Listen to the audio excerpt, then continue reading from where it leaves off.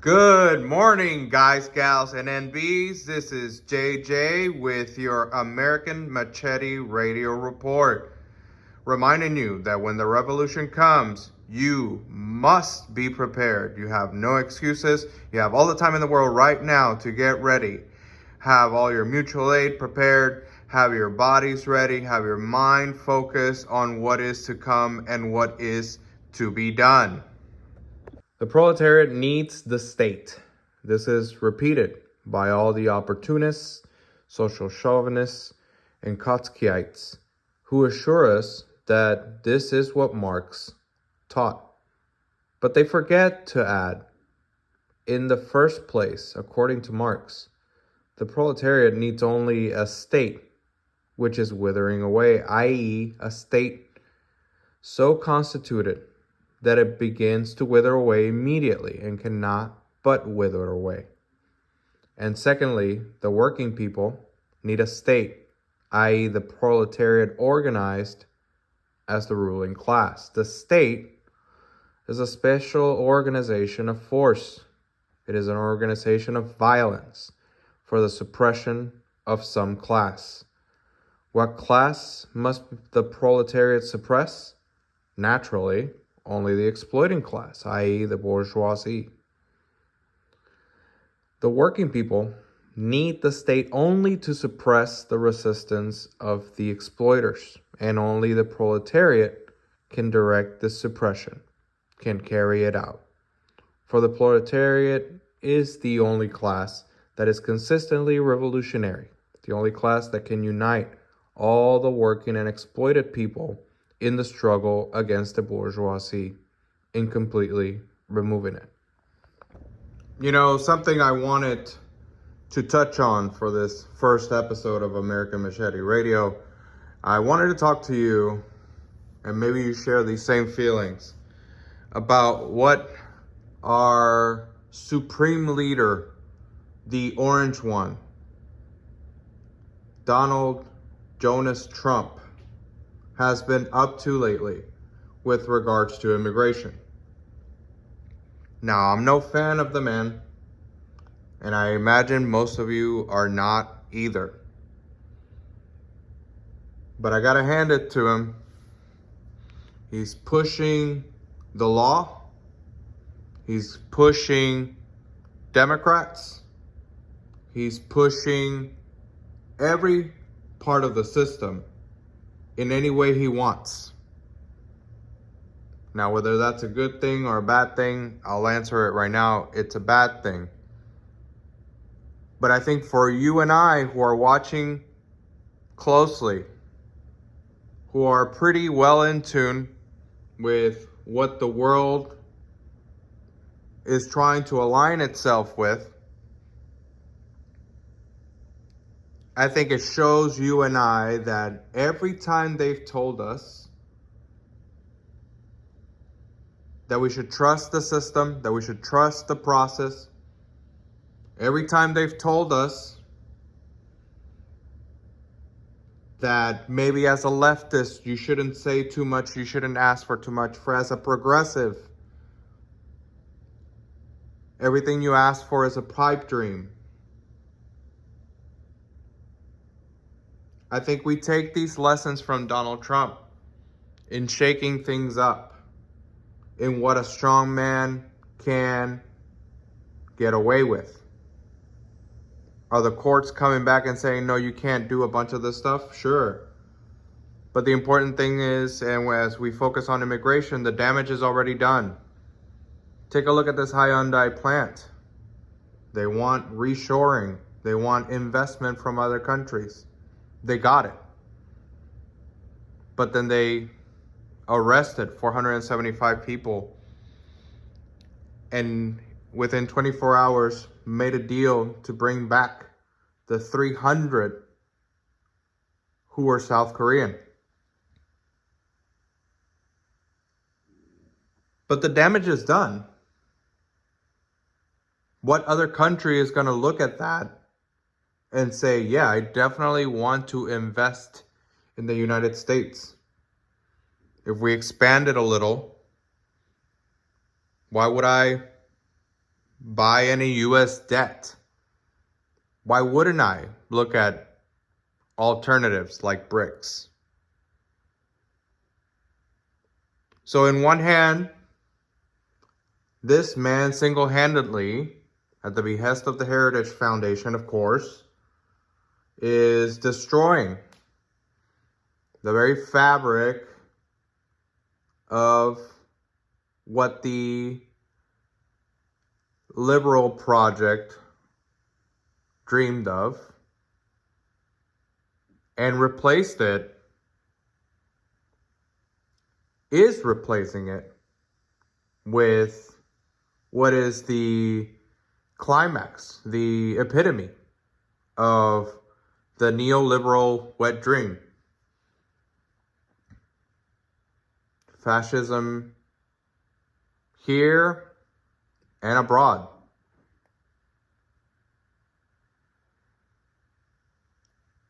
My question to you, dear listener, my question to you now is, although he's taking all these losses, and he's certainly letting them roll off his back as he continues to pile through their agenda, my question to you is, at what point do we say enough is enough? And again, focusing on immigration. At what point do we say no more of this? At what point do we say one of these cities that they're planning to militarize has to become a battleground? One of these cities has to become somewhere where you and I stand shoulder to shoulder and say, we stand shoulder to shoulder and say enough is enough. When? Where? Where is that going to happen? Is it going to be Chicago? I would love for it to be Chicago. Where is it going to be?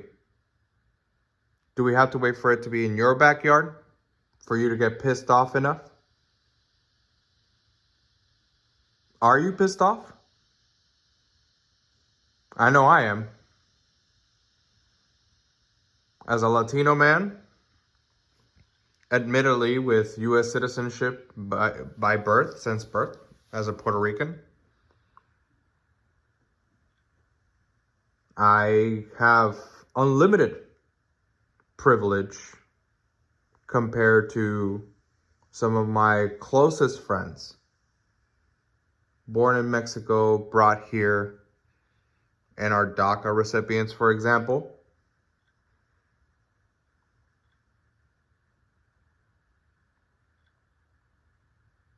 I know plenty of people with my same level of privilege who are not pissed off, who think that that's never going to happen to them because their family did it the right way or they were born in the right place at the right time. This is the wrong thinking. This comes for all of us eventually.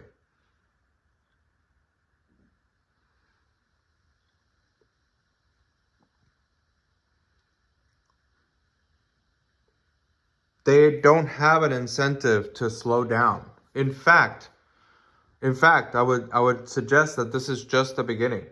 And not just because we still have 3+ years left of this administration, but because beyond 2028, you will have more of the same regardless of who's in power. Let's say, if you're a liberal, it would be your wet dream to have a Gavin Newsom or Andy Beshear or whoever is your next president. The Democratic Party has moved so far to the right. It's unrecognizable. The progressives, except for Bernie, because if you come after him, well, I suppose nothing really would happen, but it would just be bad optics. actual progressives don't have the party support. And then here we are, you and I, twiddling our thumbs, praying for these people to actually do something. But don't you understand that we've been programmed for this very moment our entire lives? We've been programmed. Our grandparents, parents were programmed. We were all programmed. Through TV programming, through the lack of transparency in government. We've all been programmed. We've been giving up our consent to this machine that no longer represents neither you or I.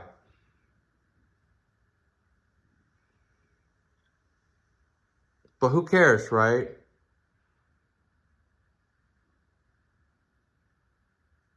It's not like it's actually gonna happen to me. Nothing's gonna happen to me. Nothing's gonna happen to you until it does. I'm gonna leave you with a very interesting TikTok. I'll play you the audio from this young man you should definitely be following. I'll leave the tag in the description. Need people to understand that this is one of the biggest changes in our country's history. They renamed it, not defense, war. And in that one word, they erased the boundary between foreign and domestic, civilian and combatant, peace and war. Every action now equals wartime. Every space, a war zone. You are already inside it. ICE becomes the strike arm, not just borders, neighborhoods. Raids, detentions, political policing. The guard becomes occupation, not Baghdad, Chicago, Portland, New Orleans. Your block is now under permanent control. In the War Department, that's the anchor. Command above all. Doctrine applied everywhere. And the state muscle isn't enough. Corporations build the spine. Lockheed, Raytheon, Palantir, Amazon, Google, all y'all investors, I'm telling you, you're funding this. All the weapons, cloud, grids, the war machine is outsourced and profit locked. Let's talk about it a little further, right? The private security firms, they are going to franchise ICE. They're going to franchise ICE. If you don't believe me, look at this. They're going to export the ICE raids abroad. Did you consider that? They're going to export the ICE raids abroad, and then export guard tactics abroad, and then export predictive policing abroad, because authoritarian partners eat it up, because orders taste like surveillance and control tastes like safety. I want you to think about the trial run. I'm going to show you this. This is what is called the totalized war apparatus. War fused into everything, unending, civilian-centered, exportable, corporate embedded, pattern-based, algorithm-based. I'm going to walk you through it, right? The trial run.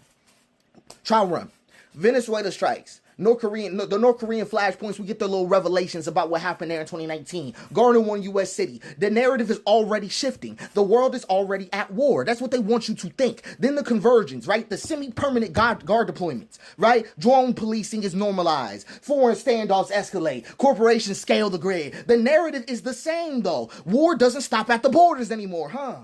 When did that happen? When did war stop? At the border. Do you see what I mean? Then they're going to export it because the U.S. allies are going to adopt the model. Migrant caravans, protests, refugee camps are all going to get rebranded as combat zones, right? Because now at that point, the narrative will be completely different. War is civilization against chaos. War to them is civilization against chaos. Then by phase 4, they will be on the civilian war. That will be what is coming up. Everywhere will be a battlefield. Refugees will be targeted directly. Protesters will be directly correlated to terrorist auxiliaries. Corporations fuse with the government. If I'm not inside the system, you're part of the enemy pattern. I want you to understand. Then by the end, no more civilian war, just the pattern war. There is no such thing as a front line. There's no treaty to sign. The war will be waged against the ways of life themselves. You will hear of wars everywhere, but see them nowhere. Peace was never real. That's what they want you to understand. But peace was real. War, they want you to look at it like only war can keep order. War is not the way to keep order. No, it's not. And I want you to think about this deeper than this. The word civilian is a myth. In World War Zero, everyone is provisional. Everyone is suspect. Everyone is maybe combatant. Homes, borders, networks, cyberspace will all be collapsed into war terrain. I want you to understand. You don't resist this with bigger weapons. You can't. You resist this by refusing collapse. You must name what it erases. Your citizenship. That's what the totalized war apparatus erases. Break what it normalizes. ICE showing up in your neighborhoods. Break all that. Because it's important to understand that the predictive grids will be analyzing us directly. Ain't no getting offline that's gonna make that happen. They track you already. You turn on your location every time you go to Taco Bell. I'm just saying what it is. We need to export presence. We need to export grace. This will not be World War III. You've already heard it from me once. This will be World War Zero, the spinoff you never wanted. This is the war that erases the line between war and not war. This is the conflict that makes the whole world a battlefield before you even knew you were drafted. I just want you to understand. The totalized war apparatus is genuinely the biggest thing. The Department of War is the ultimate, will be the final antagonist of all of it. The military-industrial complex final form, we're seeing it load up. It's loading up. I'm just saying. And all these people acting lazy about it. And I got problems with everybody. Nobody's doing the right thing. Nobody's doing enough. Oh, all the people getting paid? Y'all not doing enough? What? Y'all taking money behind the door, but not locked in on trying to figure out genuine answers to the totalized war apparatus. And now people be like, oh, you know, everybody's doing it. Everybody's trying their own thing. I understand that you're doing your own thing, but the information is not reaching the public. We are entering this disaster. It has escalated. We dead ass need more responsiveness from y'all. I'm not hearing it. So come with some reasonableness, right? Especially some answers, just publicly. I'm just speaking to y'all. I'm just saying that publicly. Especially if you're gonna speak on these issues, because there in the future there will be no difference between Chicago and Gaza. There will be no difference between Donbass and Portland. There will be no difference. I don't know how to say that clearer than this. I need you to get it. There will be nothing. There will be nothing like that. You've never seen anything like this before. That's why I called it World War Zero. It literally will be like the world broke out in conflict. That's what it'll be like. So I want you to take it seriously. I want you to pay attention to what's going on. Okay? Being a civilian in this is a myth.